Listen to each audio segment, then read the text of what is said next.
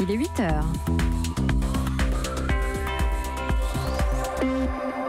Et votre matinale info, c'est jusqu'à 9h avec Nico Saliagas. Le journal avec vous, David Doucan. Bonjour. Bonjour Nikos, bonjour à tous. 3 titres à la une de l'actualité. L'Union européenne empêche-t-elle sciemment les bateaux humanitaires de repartir en mer pour secourir les migrants? Enquête Europe 1 dès le début de ce journal. Doit-on toucher moins de chômage parce qu'on avait un gros salaire avant de perdre son emploi? C'est ce que pense le Premier ministre. Est-ce que c'est juste comme idée? La réponse dans cette édition. Le premier coup de club sera donné dans 10 minutes. La Ryder Cup pour la première fois en France. Succès populaire en perspective pour les stars du golf. Europe 1. Pourquoi l'Aquarius est-il toujours en mer alors qu'un accord a été trouvé il y a déjà quelques jours? Parce que, privé de son pavillon, s'il devait accoster à Malte, il ne pourrait plus repartir. Être bloqué à quai, cela n'a rien d'exceptionnel. À l'heure où on se parle, plusieurs bateaux sont immobilisés à Malte. Comment expliquer cet état de fait? Marguerite Lefebvre est allée enquêter sur place pour Europe 1. Marguerite, bonjour. Ce sont en ce moment 3 navires humanitaires qui ne peuvent plus quitter le quai à La Valette. Oui, ils sont amarrés ici au milieu du port industriel contre les chantiers navals et ils ont interdiction formelle de partir. Pourtant, tout est prêt. Il y a de l'eau, du sucre, du riz, les cales sont approvisionnées, le navire est prêt à partir pour aider les réfugiés. Mais au lieu de cela, il faut attendre et ça fait 3 mois que ça dure, ce qui exaspère Kim, le chef mécanicien. Le plus dur, c'est de rester bloqué comme ça. Être en mission et vivre des choses horribles, c'est notre travail. Mais là, on est retenu par Malte et on sait que le nombre de morts en Méditerranée augmente. Et ça, c'est pas possible. Aujourd'hui, on ne sait toujours pas pourquoi nous sommes bloqués. Officiellement, les autorités vérifient l'inscription du bateau au registre néerlandais. 2 blocs plus loin, c'est un autre navire qui subit le même sort, le Lifeline, amarré ici depuis le 27 juin et un équipage tout aussi dépité à l'image de Nesque. Les accusations sont ridicules. Nous avons montré nos papiers, prouvé que nous étions correctement enregistrés. Ils font traîner l'affaire. Si ça va jusqu'en novembre, par exemple, il y aura beaucoup plus de vent et ce sera encore plus dur pour nous d'intervenir. Ici, les autorités semblent vouloir gagner du temps, car pour elles, certains de ces navires font le jeu des passeurs en aidant les réfugiés à regagner l'Europe. Mais qui est responsable de cela? Les autorités maltaises ou l'Europe?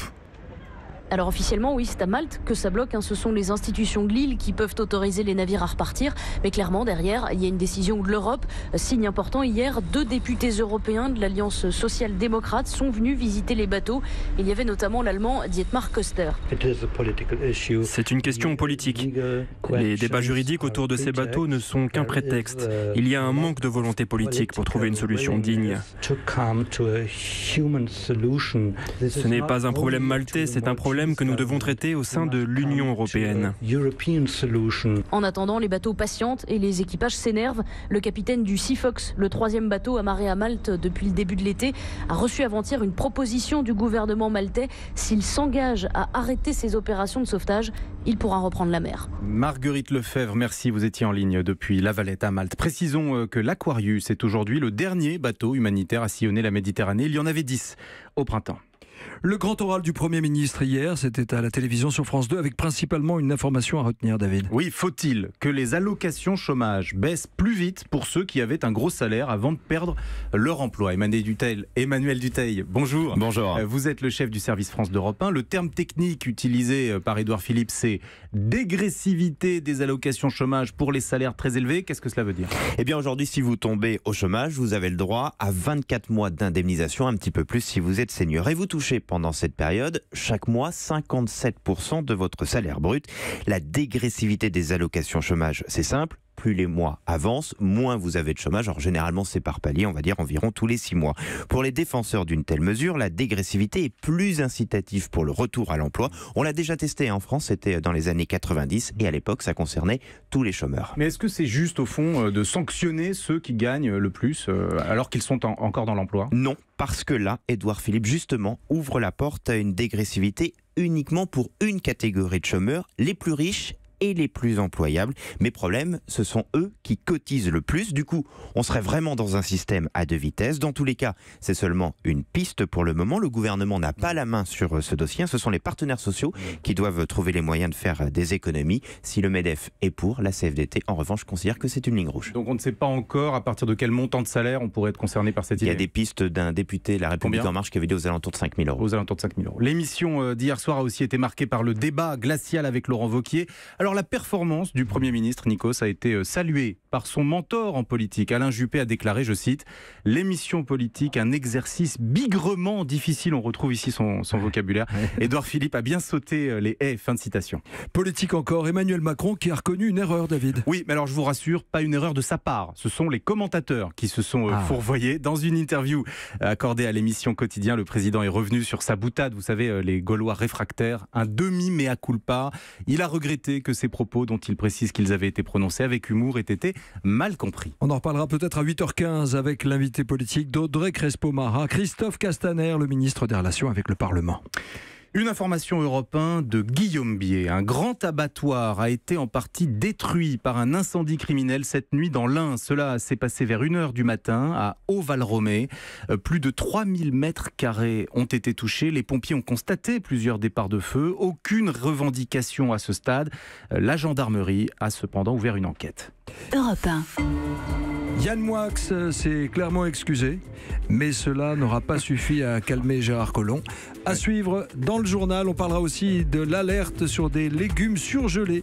Le froid conserve aussi les pesticides. On vous dit tout dans quelques instants sur Europe 1. La suite du journal de 8h avec David Doucan, le magazine 60 millions de consommateurs mettent en garde contre une présence accrue de pesticides dans les légumes surgelés. Oui, parce que le froid conserve le bon, mais aussi le mauvais. Écoutez les explications de Laure d'Autriche, vous allez voir, ça tombe sous le sens. Les haricots verts surgelés, les petits pois ou les framboises surgelées sont plus contaminés que les mêmes produits qui sont frais, parce qu'ils sont souvent congelés immédiatement après la récolte, et donc les substances chimiques qui sont contenues n'ont pas le temps de se dégrader. Les surgelés bio, eux, contiennent de très faibles résidus de pesticides, mais les autres produits n'y échappent pas, dit Patricia Cheropoulos, spécialiste alimentation chez 60 millions de consommateurs. Autant l'intuition que les produits surgelés sont plus sains, ça s'est vérifié sur le point de vue nutritionnel, parce qu'effectivement, ils conservent davantage les vitamines, mais c'est dans les surgelés que l'on a trouvé davantage de résidus.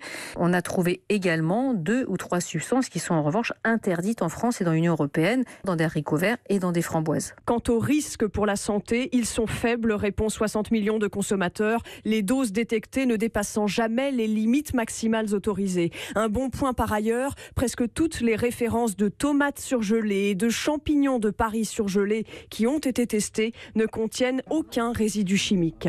Les informations de Laure d'Autriche. Alors nous vous en parlions tout à l'heure. Yann Moix s'était excusé, Nikos vous en disait un mot, mais cela n'a pas suffi à calmer Gérard Collomb. Le ministre de l'Intérieur porte plainte contre le chroniqueur suite à ses propos anti-policiers prononcés à la télévision. Pour Gérard Collomb, ils sont injurieux et diffamatoires et méritent donc des poursuites. Sport maintenant. Cette fois nous y sommes, Nikos. Ah oui, je connais ce bruit. Une balle de golf, c'est la Ryder Cup. C'est ça. On vous en parle depuis quelques jours sur notre antenne. Le coup d'envoi vient d'être donné il y a quelques minutes. Champions américains et européens vont s'affronter tout le week-end. C'est la première fois que cette prestigieuse compétition se déroule en France.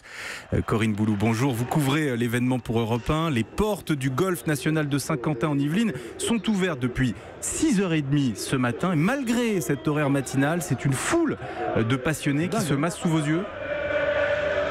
C'est une marée humaine effectivement qui a envahi dès l'ouverture des portes le golf national. L'objectif prioritaire des supporters était alors de se masser le plus rapidement possible, soit dans les gradins qui dominent le départ du trou numéro 1, soit au plus près du départ. C'est vraiment bluffant de voir autant de passionnés de golf se réchauffer en se répondant, en se chambrant, en clapping à la clé pour au final supporter le plus fort possible leur équipe. Bon, rappelons que la Ryder Cup regroupe ce qui se fait de mieux sur la planète golf, c'est-à-dire les 12 meilleurs Européens vont affronter ce matin les 12 meilleurs Américains. Les Américains sont déjà sur le trou au départ du trou numéro 1. On attend maintenant les Européens qui vont être ovationnés parce qu'ici il y a une grosse ambiance. On attend aussi Tiger Woods. Il a commencé à jouer, Corinne, ou pas ? Non, pas encore. Ce n'est pas lui qui commence. Ce sont les Américains Koepka et Finau. Et Tiger Woods, il faudra attendre 8h55. Il est associé à Patrick Reed face aux 2 Européens. Et là, il va y avoir de l'ambiance encore plus fort. On a une chance ou pas On a une chance, les Européens, de l'emporter ou pas, Corinne? Ça va être difficile parce qu'en face il y a la Dream Team américaine avec le numéro 1 mondial dans ses rangs et Tiger Woods, et les supporters que j'ai rencontrés nous ont souvent dit il y a Tiger Woods contre les Européens. Corinne, regardez mon swing, regardez bien, regardez. Elle n'est pas belle celle-là? Oh. Déjà au trou numéro 1. Évidemment. Parfait. Europe numéro 1. Merci Corinne Boulou en direct de Saint-Quentin en Yvelines pour Europe 1. C'était le journal de David Doucan. Vous êtes spécialiste de golf, David? Je vais m'y mettre. Allez, pour continuer à suivre le golf, un nouveau rendez-vous sur l'antenne d'Europe 1. C'est tous les dimanches à 7h56. Ça va s'appeler Passion Golf.